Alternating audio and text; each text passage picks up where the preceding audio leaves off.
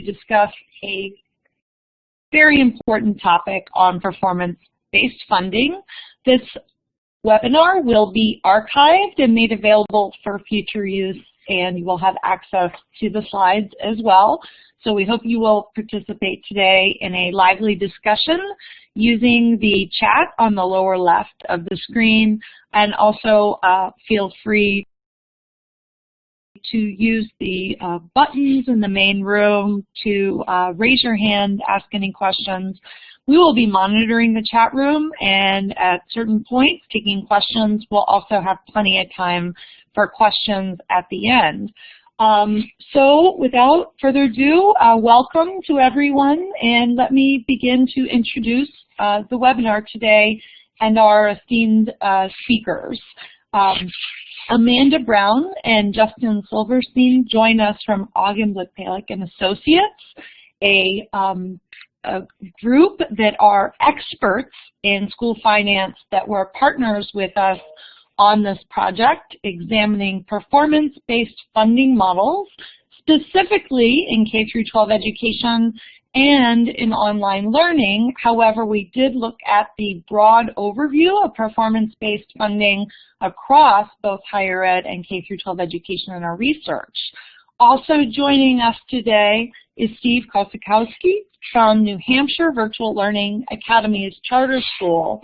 VLEX is certainly an exemplar, and I think the leading exemplar in this country for a true performance-based funding model in K-12 education and in online learning. So to begin, I'm going to cover the research project and big ideas that have come out, how online learning is an entry point for performance-based funding, and our examination in our research project on funding models, costs, what a model performance-based funding system would look like, and kind of differentiate people's understanding of what they might think performance-based funding is, and what our vision on what a high-quality performance-based funding model would look like to truly transform towards student-centered learning.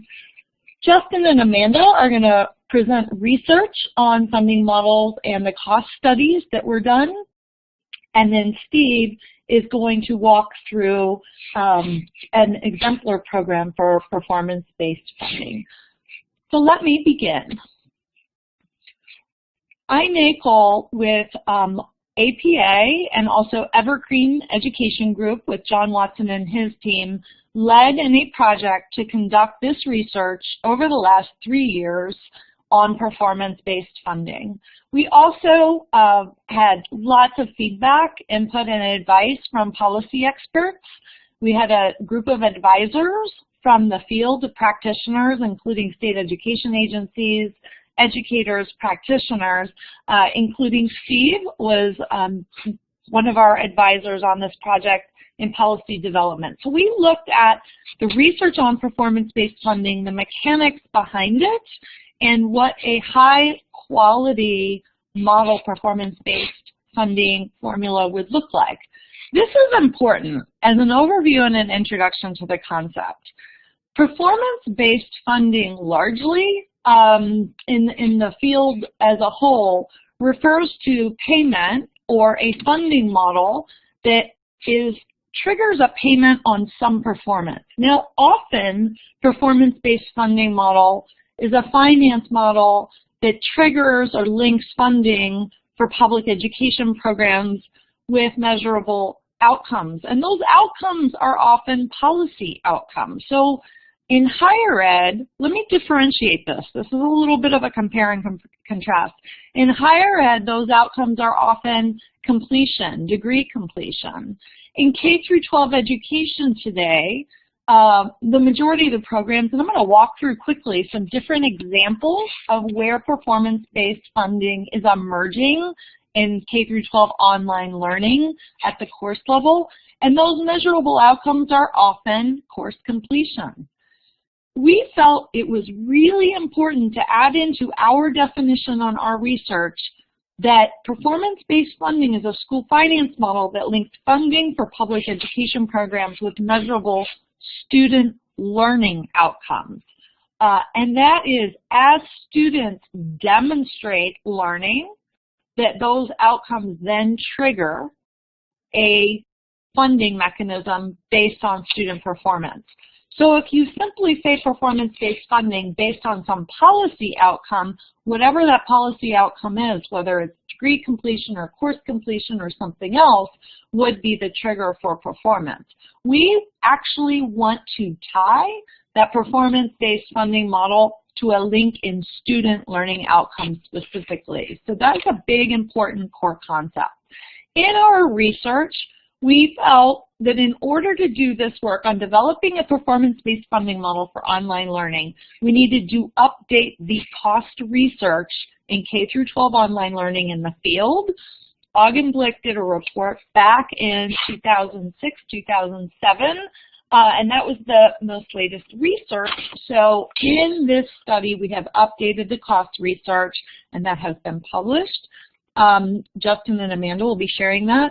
We wanted to create a model for performance-based funding, which we'll go over, and provide technical assistance to any policymakers in education that are considering performance-based funding models, this is a very nuanced and detailed process. The high-level findings are presented, but we are available to help policymakers understand the context within their own states and understand the recommendations that lead to driving high-quality educational opportunities. So the outcomes of our project were to produce and publish a report, which we did, on maximizing resources for student success, performance-based funding, and online learning, and suggest implementation recommendations in funding formulas. So to give you a sense of these big ideas, online learning is really emerging as an entry point for performance-based funding models in K-12 education.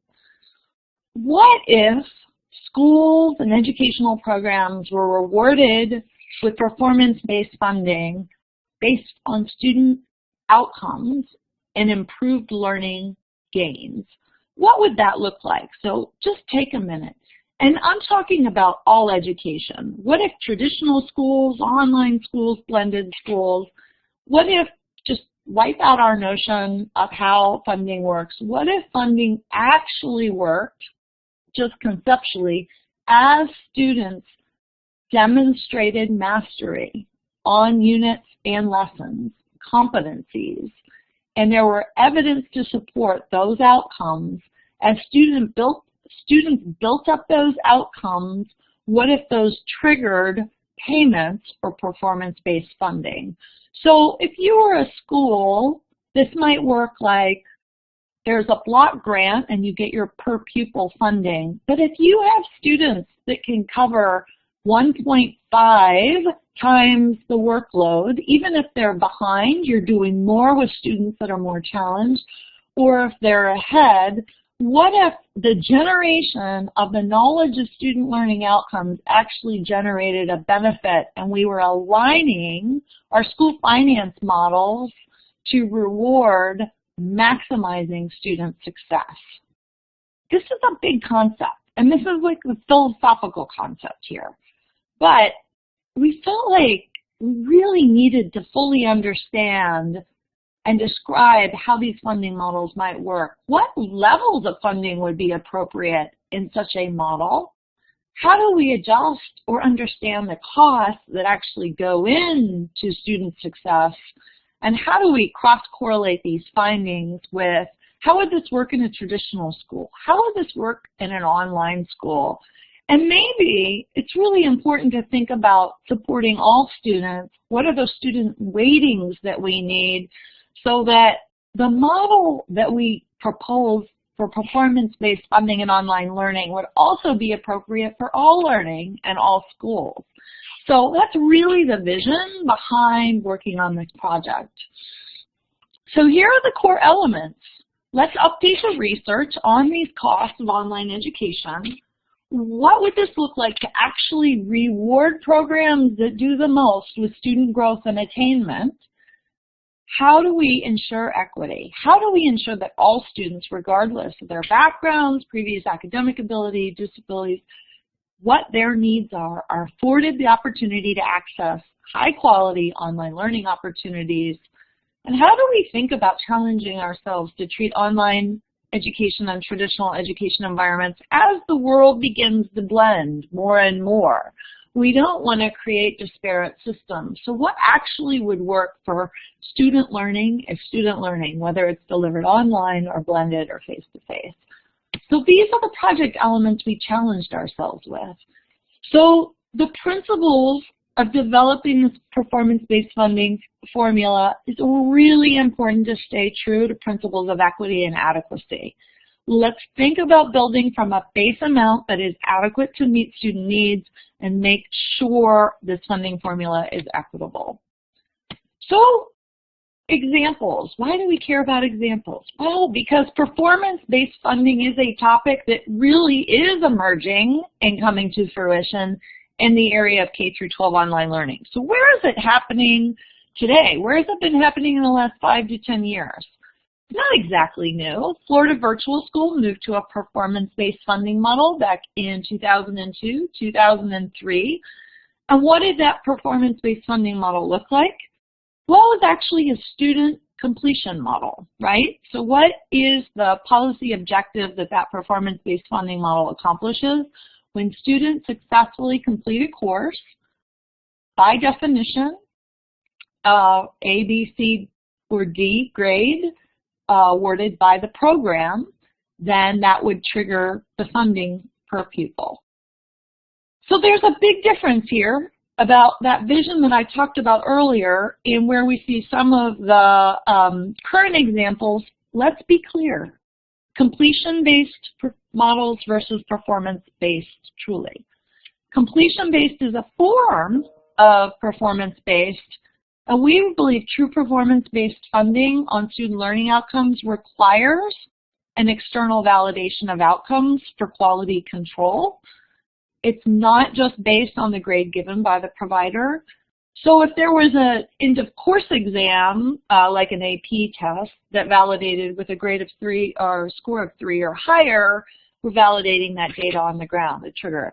Again, this is really tied to our vision on it, and we're trying to differentiate or compare and contrast some of the models that are out there that are completion-based versus true performance-based. So let's take a look at what states have a model of performance-based or completion-based funding. Utah, in their digital learning bill, set up a choice for students to take online courses from a variety of providers. Each of those providers receives 50% of the funding up front, and then they receive 50% of the credit on the credit earned, completion-based. Louisiana's Course Choice program has where online course providers receive 50% upon the student's beginning of the course through the registration period, and 50% upon their definition of successful completion. Florida is moving to a funding model of completion with the end-of-course exams. There aren't end-of-course exams in all subjects and all grade levels, so they have sort of a mixed model of completion-based and moving to a true performance-based model. That's a much more detail in the report. Each of these examples are carried out. So New Hampshire, and again, I'm so pleased that Steve's here today, the Virtual Learning Academy Charter School, which serves as their state virtual school that provides individual courses and also some full-time online learning opportunities.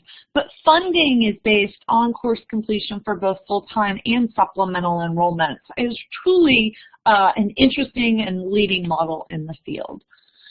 Texas is working right now to provide state funding to the home district for courses taken through their virtual school network, their course access program, based on student successful completion, with 70% of the payment going to the provider and the remaining 30% earned upon the student's successful completion. So there's a percentage of that drawn on completion. And Minnesota has had this model for a long time. For their supplemental online course offered, students can take a course from any of those approved providers, funding is based on the course completion, with 88% of the course funding going to the provider and 12% of the local district, but again, only triggered on successful completion. So that gives you an idea of some of the examples. I'm going to wrap up here and just pose some questions. Like, what are the funding considerations as these models get developed? What are the true costs of delivering quality online courses and programs? How would these taxpayer dollars flow to support online learning opportunities? How can the funding be sustainable? And how do we incentivize and ensure quality and equity?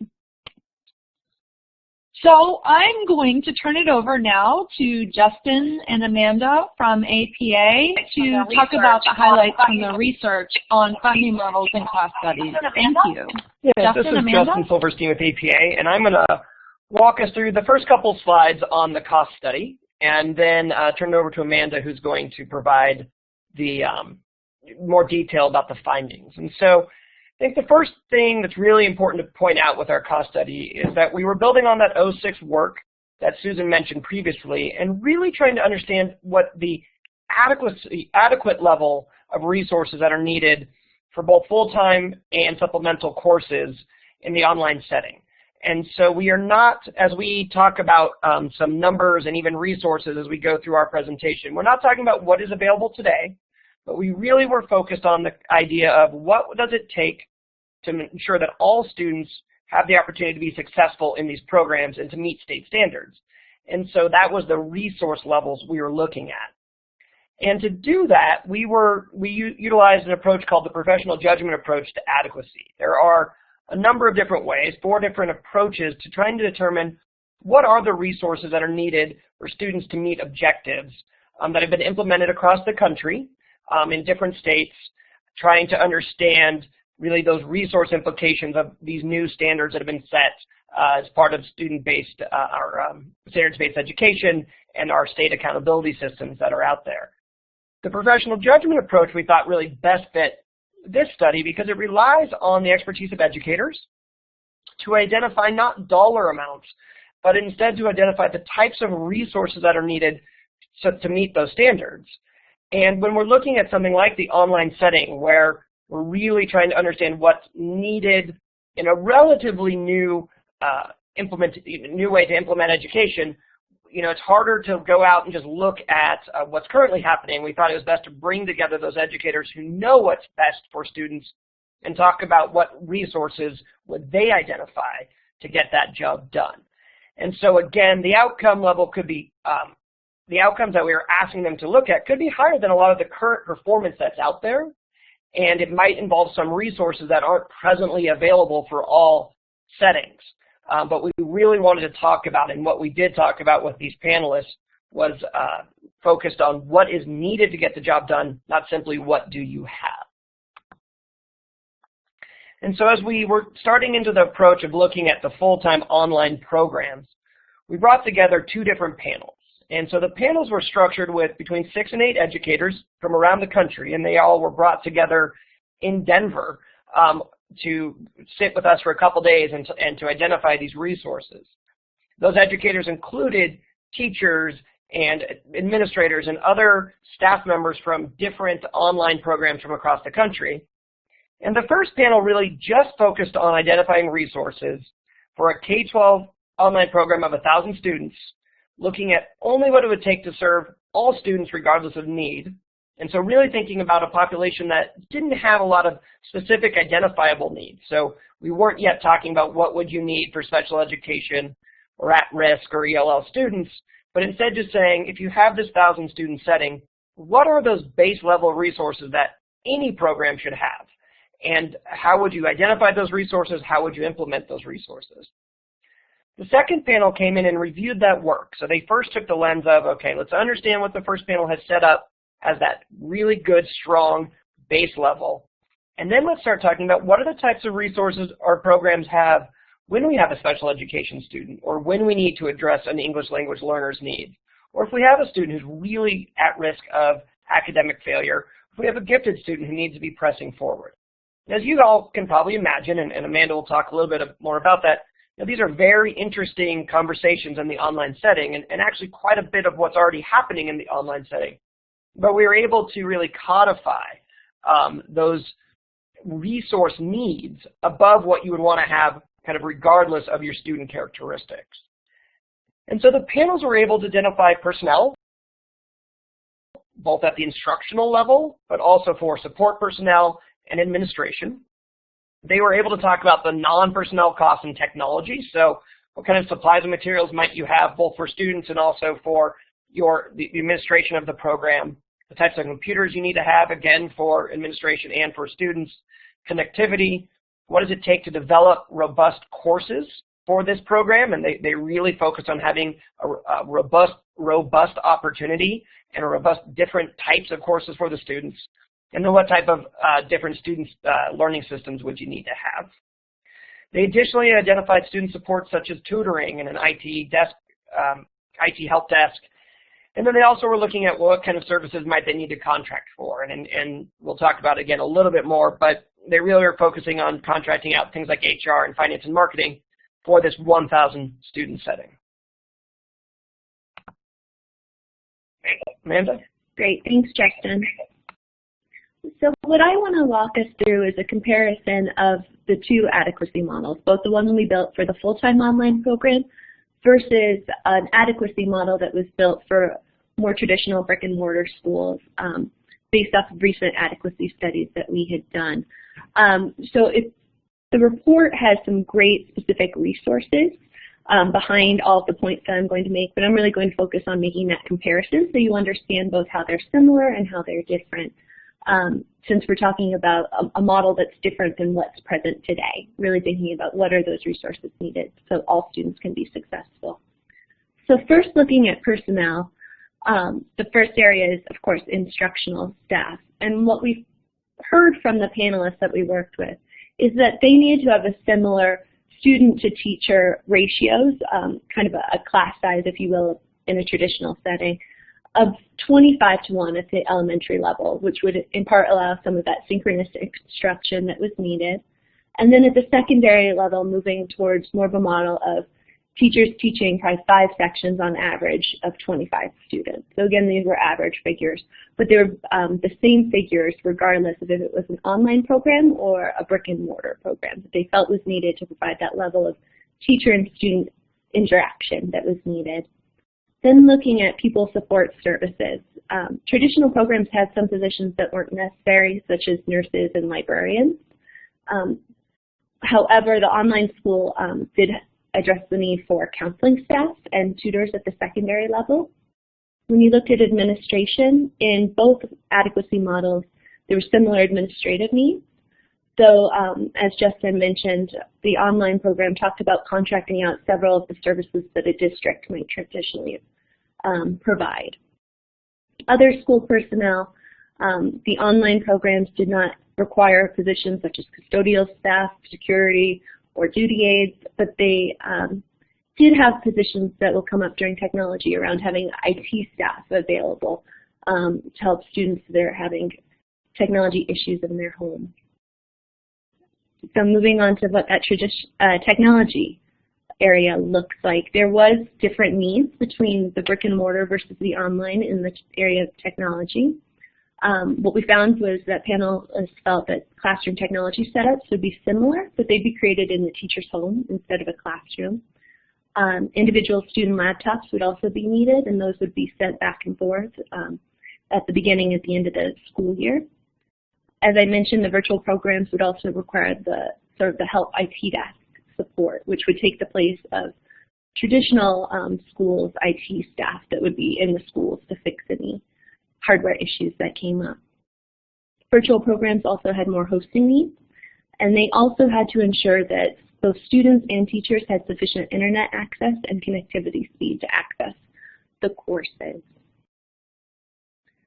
Finally, looking at non-personnel costs, there were areas of cost savings in the virtual model versus the traditional, in the sense that there was not school facilities that needed to be maintained. However, there were higher costs in the virtual setting related to curriculum, which was either purchasing or developing and coding online courses, so either going out and buying something or staffing folks in-house to do that work, having the online student information system, doing marketing, and then there was a high cost of postage for shipping classroom materials and computers back and forth with students. We were also told that assessments can be a high cost area for virtual schools for state assessments, as they have to rent the space and bring students together to take those assessments.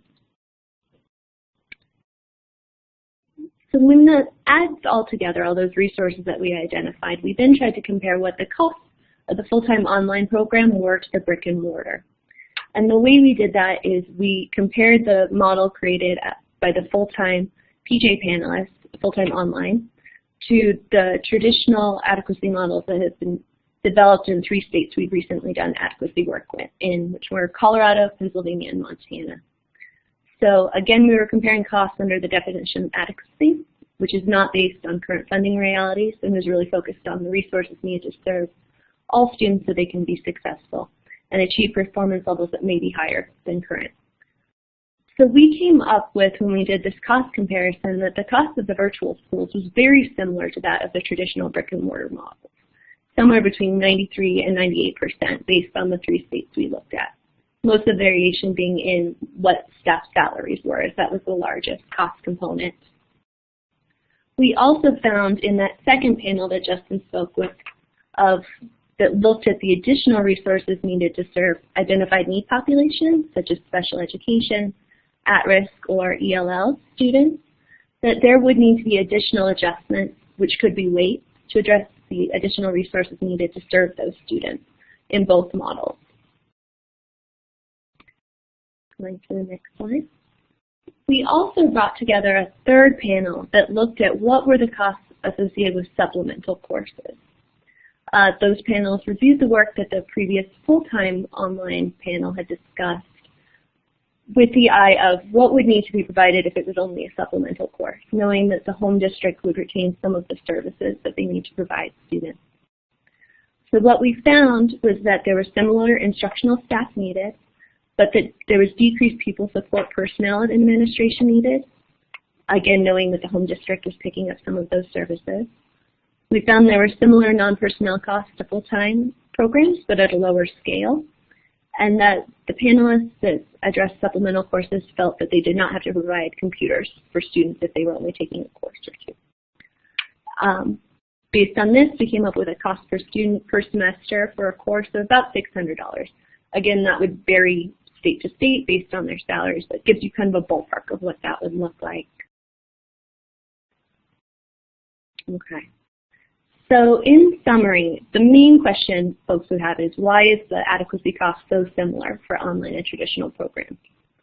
There's an assumption out there that an online program should be cheaper, but what we found when you think of it from an adequacy perspective, of what do you need to make sure that all students can be successful and not just what they have to work with today, that the personnel costs remain the same because teachers are really the center of instruction. They wanted to see the same level of teacher-to-student engagement, regardless of if the student was in an online program or a brick-and-mortar traditional school. We also found that there were higher costs for technology, postage, curriculum development, and student systems that often replaced some of the other costs that they didn't have to incur, such as maintaining school facilities. And again, both were focused on meeting a different performance standard than current attainment. And I'll turn it back over to Susan.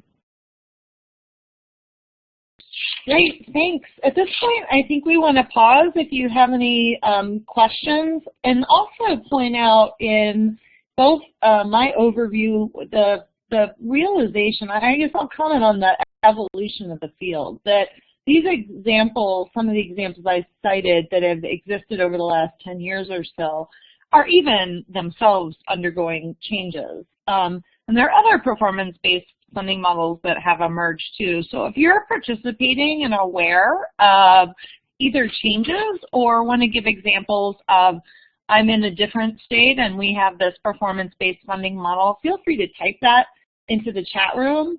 Also love your reactions and comments on the overview and some of the cost research and funding models so far. And certainly, if you have questions, feel free to pose those as well. I'll take this moment to comment a little bit on the online learning cost variables. And certainly, there's quite a bit of analysis in the actual report and more details on the background of this. But people are always the biggest expense item or cost of a high-quality online learning program, and certainly teachers are the biggest. Providing instruction, teachers, administrators, and student support. So there are significant cost variations across programs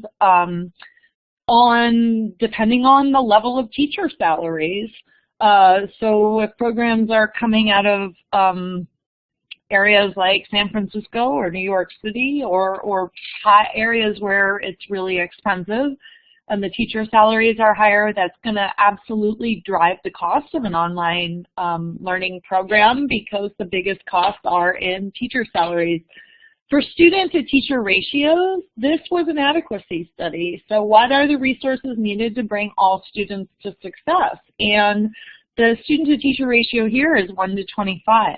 You will see in the report a matrix and a really important chart that Evergreen Education Group put together on states and what they spend on average for traditional education, what they spend on average for charter schools in their state, and then what they spend on average in online education models. And across the U.S., online education is often funded at 30 to 50% less than traditional education.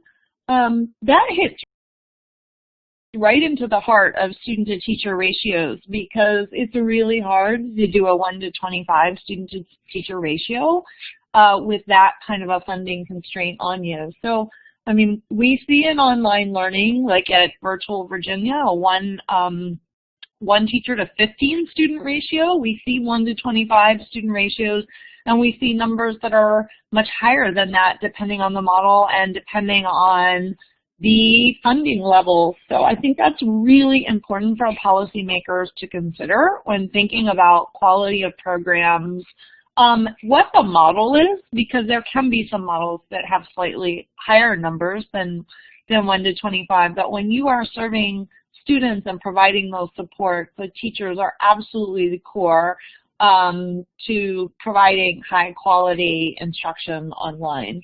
The other differentiator or area of huge cost variability is on content. Some programs are building their own content. Many of them are buying content depending on the cost of those software licenses for buying digital content. There's a huge variability in content depending on whether you build or buy and the pricing structures. Other areas where there's some considerable variability are in the level of student services, including counseling, and also technology costs. I know Amanda mentioned whether programs or supplemental programs often are not providing computers. Some may provide some computers for students that might not have access. So depending on what the technology platforms are, again, the cost of licensing different technologies to support the programs, and whether programs are providing computers or not, provide a great deal of variability of costs across online learning programs. So I see some questions in the chat room. Maya, I don't know if there are a few that you want to key up right now. As I've been talking. Sure. Kate from the Texas Education Agency is wondering if it would be advantageous to have some support from librarians who help students learn and implement digital literacy skills. Is that important to virtual students? Otherwise, it falls entirely to online teachers, if you have a comment on that. And also, are there additional professional development costs for online instructors and administrators? Yeah, Justin and Amanda, when we were doing those professional judgment panels, can you talk a little bit about the conversations around student supports and librarians and also the professional development for teachers?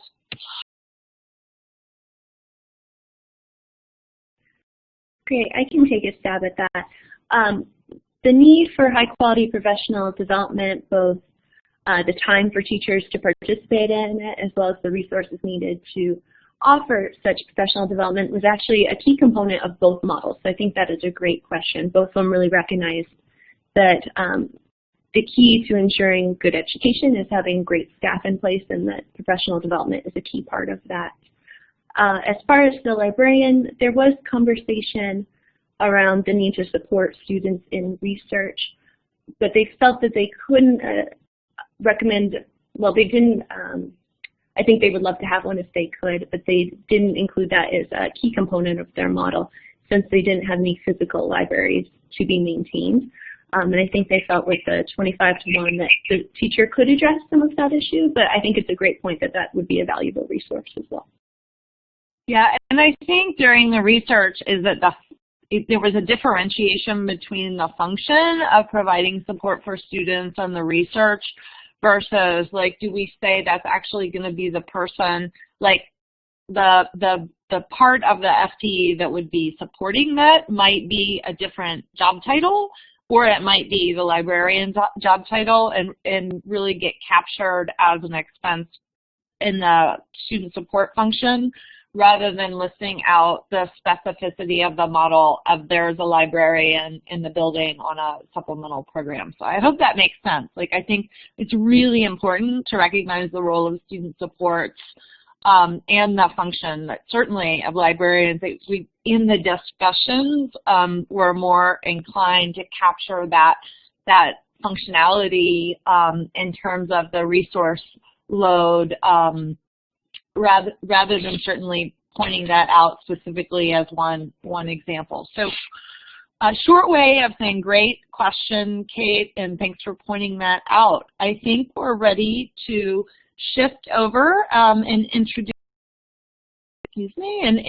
Steve Kossakoski from New Hampshire Virtual Learning Academy Charter School. And Steve, I'm just going to slide forward here and hit those last few main points on Justin and Amanda's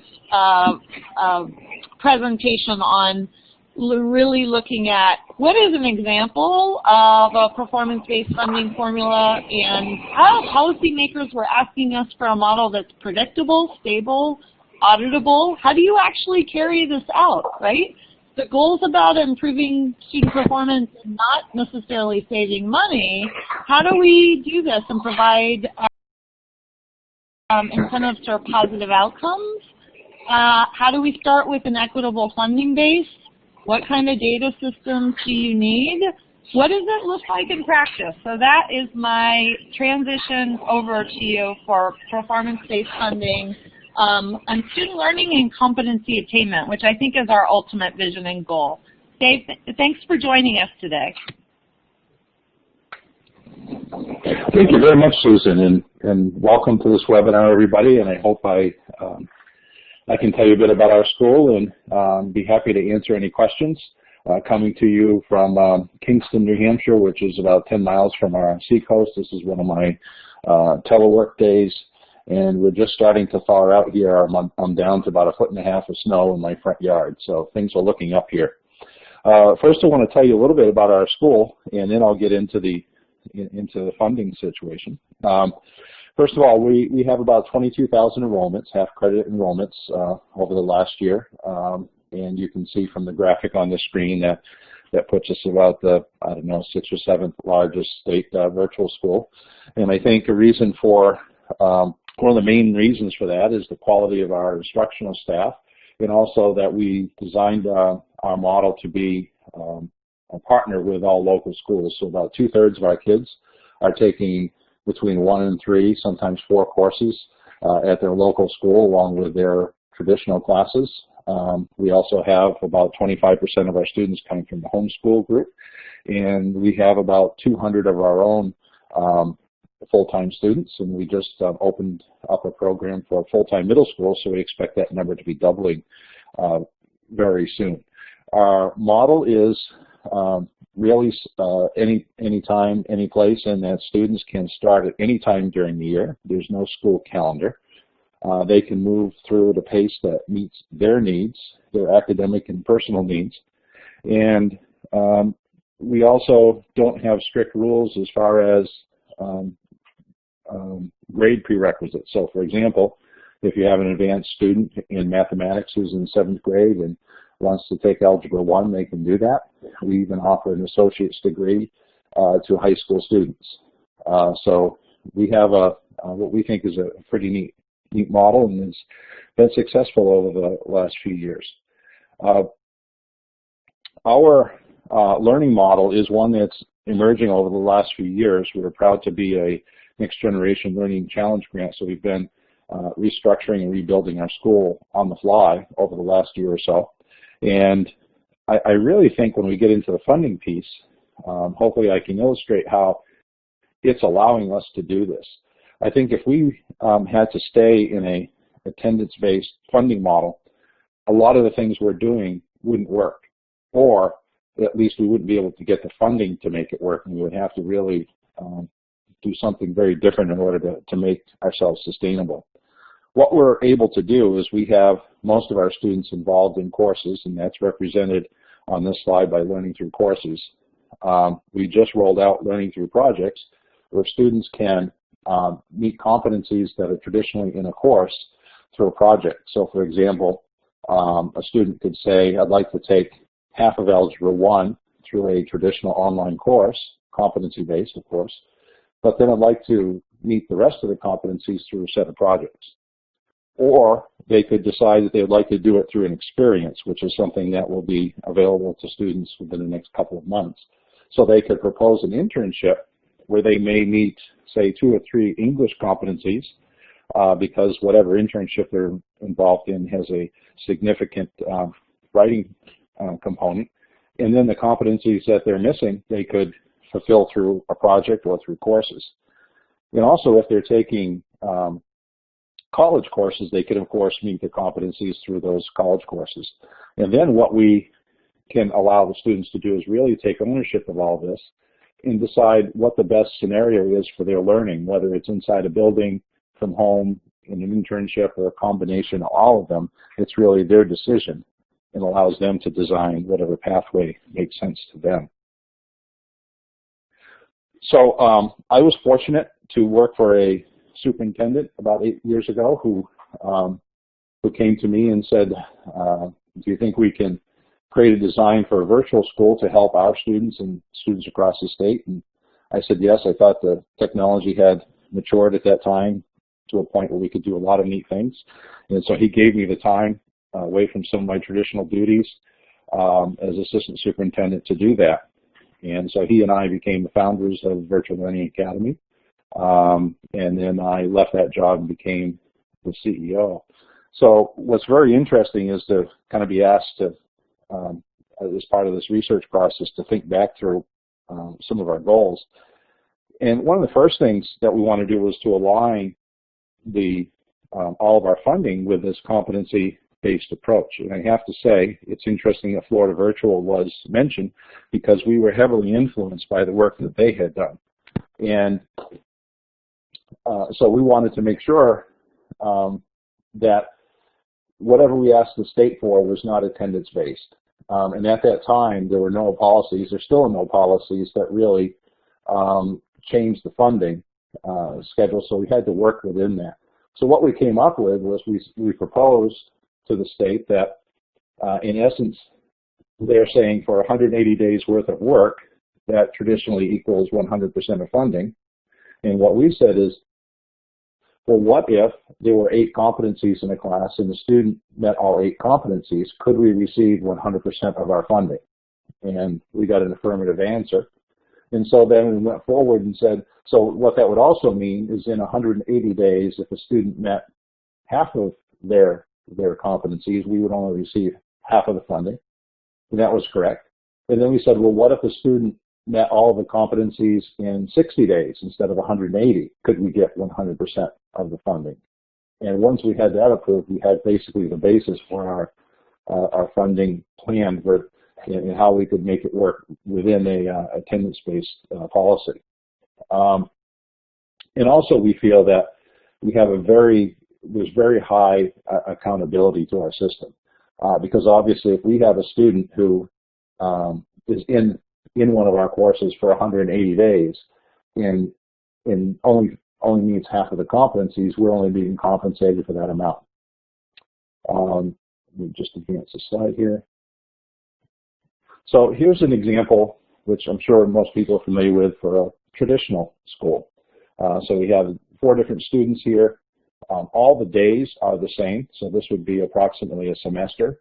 And you can see in reality, students may meet different levels of competencies. In a lot of schools, you could take these percentages and call it an A student, B student, C student, and a failure. But you could also say, if it was a competency-based school, that you've met all of your competencies, you've met a portion of your competencies, or you've met almost none. But either way, you're going to get the same level of funding, regardless of the performance of the student.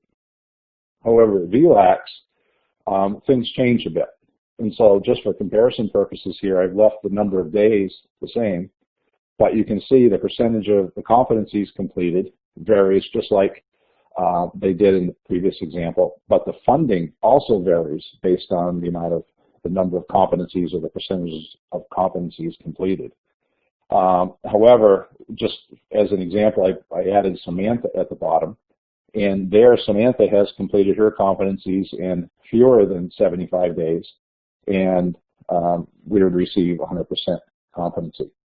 I know for some other schools who have similar ways of being funded, maybe not exactly like ours, they will have administrative fees. So if a student comes in and procrastinates and hangs around for a month or so but really doesn't do anything, they still get some initial amount of money. That doesn't happen with us. Also, I noticed the model where some states, they receive, say, 70% and then they get 30% for finishing the course. That doesn't happen with us either. It's all based on whether or not competencies are met. And then as far as, again, to be fully competency-based and have our compensation and our funding all in alignment, we also compensate our instructors, but we don't take it down to the level of piecework or down to the level of per student. You can see here it says the annual salary of $46,000. Depending on your state, that's going to seem fairly normal or quite low. In New Hampshire, that's the average salary in the state. And I will tell you, as a charter school, we receive $5,498 per full-time student. Well, I should say, for a full-time student who meets all the competencies. Even our full-time students, if they don't meet, for example, 6 credits worth of competencies over a year, we will not receive that amount. Other charter schools in our state average about $30,000 to $35,000 a student for salaries. And it was interesting to know, and very much I support the idea that virtual schools should receive higher amounts of money. We receive just under 40% of the state funding that a traditional school would receive. I shouldn't say state funding, I should say overall funding. Most schools in our state receive about $13,500 per student, which is a combination of state and local revenue. We receive the flat $5,498 for anyone who completes all their competencies. So what we do is we have, of course, a salary, but those salaries are based on half-credit completions. What will happen is through the evaluation system, through the support system, and through our data system, obviously we can tell how many students have met competency over the course of a year. So if an instructor, for example, has 230 students meet competency over the year, that's okay. We know that some students are going to take more effort, and there are going to be times when you can't quite meet that goal. But one of the things we think that differentiates us is that for instructors who get more expert at doing this and are able to help students achieve competency and really build special relationships with their kids, they'll end up having more students meet competency than sometimes the instructors who are new to this. And so those students get what we call a reconciliation check. So although our base salary is 46, more typically our full-time instructors are probably going to make around 50 and sometimes as high as $60,000 a year. So again, there's no downside for the instructors, but there is an upside. Usually one of the first questions we get is, well, doesn't that mean that instructors would push people through? And I can unequivocally say that the answer is no. First of all, I really have ultimate faith in our instructors. They are really great people. We do a lot to support them. There's a lot of training provided. And I think for those of you who are involved in virtual schools, you can basically see everything that's going on. You can see the data. We get feedback from students. We get feedback from parents. And you find out quite quickly if someone is ever, correcting assignments and not providing the feedback they should, or not building the relationships we should. So we don't feel that has been an issue for us. Just a couple other comments before I end here is that I don't really think that the innovation that we've been able to, the innovative practices that we've been able to develop, like learning through experiences and some of these other things, really would be possible without this type of funding system. So it makes me think more about the difficulty we have in traditional schools when innovative programs are proposed. And in most cases, when an innovative program is proposed, of course, it means more funding. Whereas for us, since we're always talking about the competency level, if a student meets competency in some other way, it really doesn't require additional funding. It just usually requires a realignment of how you're doing things. So it's a very interesting way of kind of examining how things happen in other places. It's also interesting to really hear the introduction by Susan and by others in mentioning that we're a performance-based compensation and funding system, because we've really never thought of ourselves as such. And I want to call out someone here who's in the room with us, and that's Ren Hayes, who's one of our full-time instructors. And Ren, you don't have to, but if you want to add this into the chat room, I don't think we've ever talked about being performance-based. We've always talked about instructors can earn more when more happens in their classes, but we really talk more about developing relationships, and that we're a relationship-driven system and not a performance-based system. But I think there's a positive side to it in that instructors can earn more money. So that's really all I have, unless there are any questions, or if Susan, you would like me to address anything else. So thank you, everyone. Steve, that was absolutely fantastic. So interesting, and there are some questions that I would love to key up for you. Jeff asks, some classes have a lot more students than others. How do you manage teachers that have bigger course loads compared to teachers that have smaller course loads? Does this create a sense of competition within teaching staff? No, I really, Ren, and I didn't know Ren was coming today, but Ren can comment on this too. I don't think there ever has been. However, one of the downsides, I think, of our low funding level is I would love to have a larger full-time teaching staff. Right now we have 20 full-time instructors, and we have about 130 adjuncts who work with anywhere from 30 to probably 80 or 90 students. So it really works itself out, and we're able to hire staff as needed depending on the levels of the number of enrollments. So we don't have that situation where someone is necessarily competing for classes or for enrollments. But I think I answered that, hopefully. Yep, and I just want to give a shout out to Ren for the great work that you're doing on teaching online for VLAX. Thanks for all you do. Love your comments.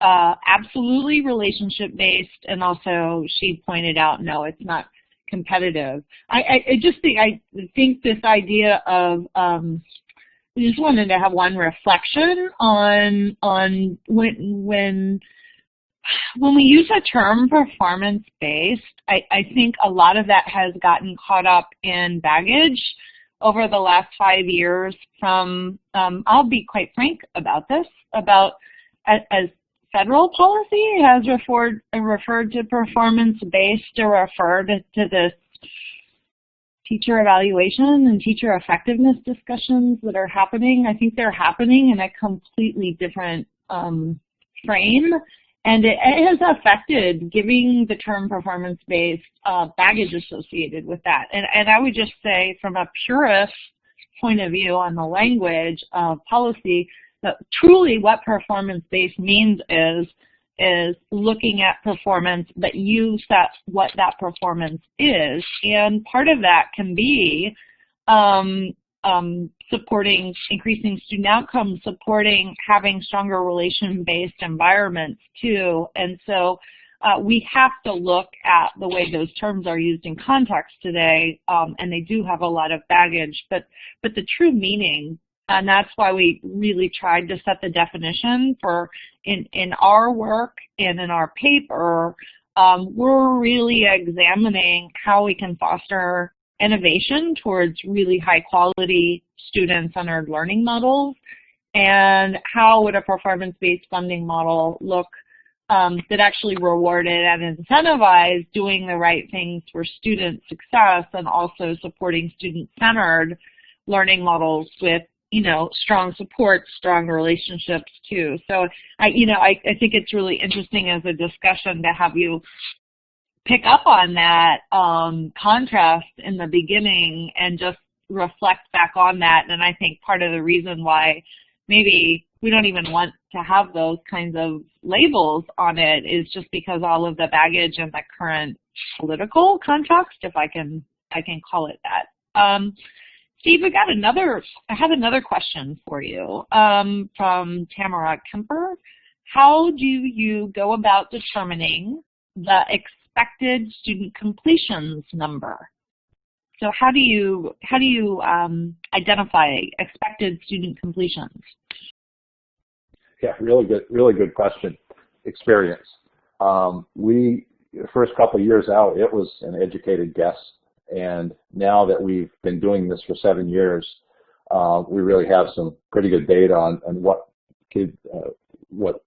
teachers can expect over the course of the year. One of the things that we've held close to, I heard the discussion about student-teacher ratios, and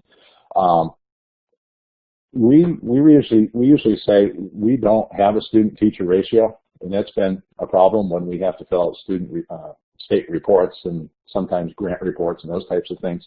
We usually just talk about teacher loads. So for example, in a traditional high school, if you have 28 kids and you teach 5 classes, you're going to have about 140 kids or so. If you have 25, you're going to have 125. We feel it's important not to have more than that number working with any one instructor over the course of time.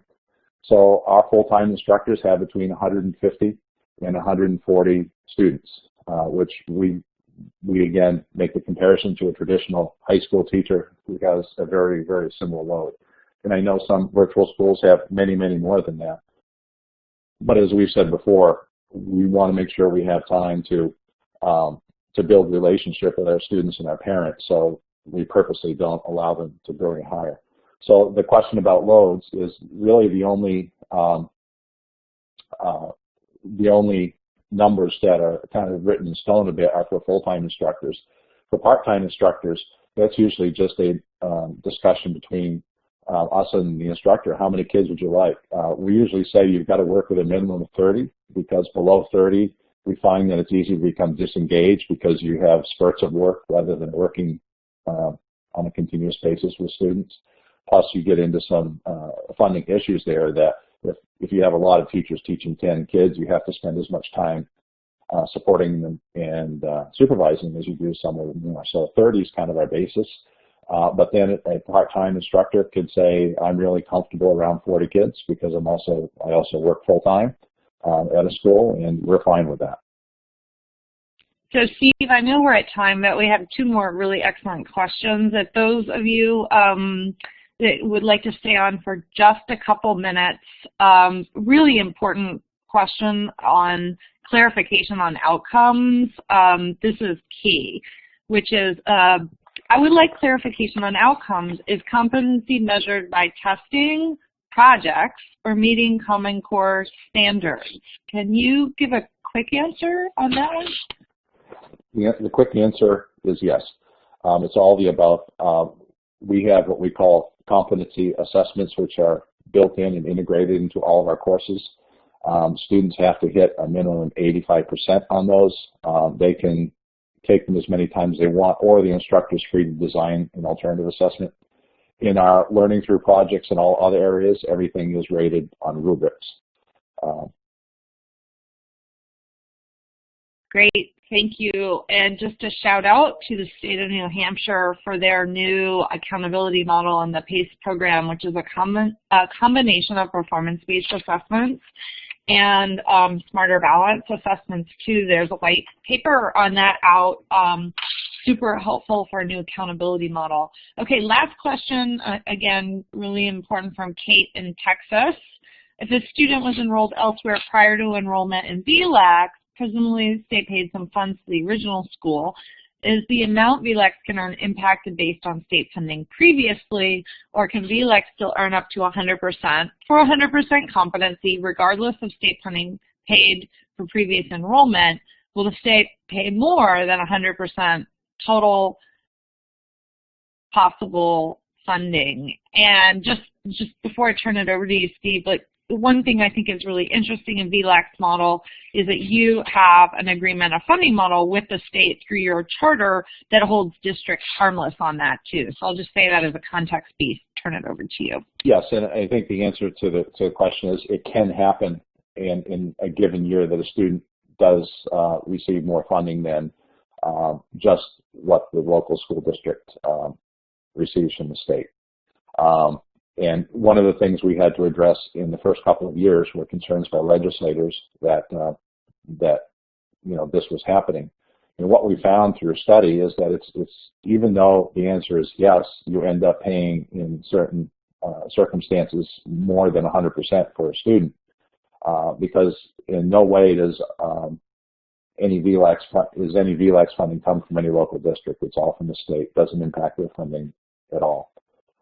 But what we found is things like a student who may have taken 4.5 or 5 years to graduate now had the opportunity to graduate in 4 years. So there's actually potential savings in the following years. You may have students who graduate early.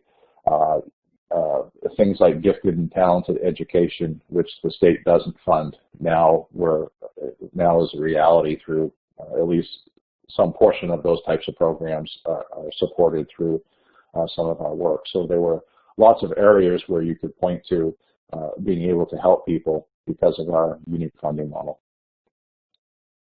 Yeah, and I would add, if the student's moving faster too, you're developing a really interesting dual enrollment program to help students earn college credit in partnership too, which I think is all about doing what's right for kids and that student-centered model. Well, thanks for those. Yeah, please. One of the things that's been really interesting in New Hampshire is we know that the state of politics today is that things can become political football. And even this year, we're in the last year of a biennium, so it's budget season for state legislators. And we've had support on both sides of the aisle, which is very, very unique, and we're very pleased for that.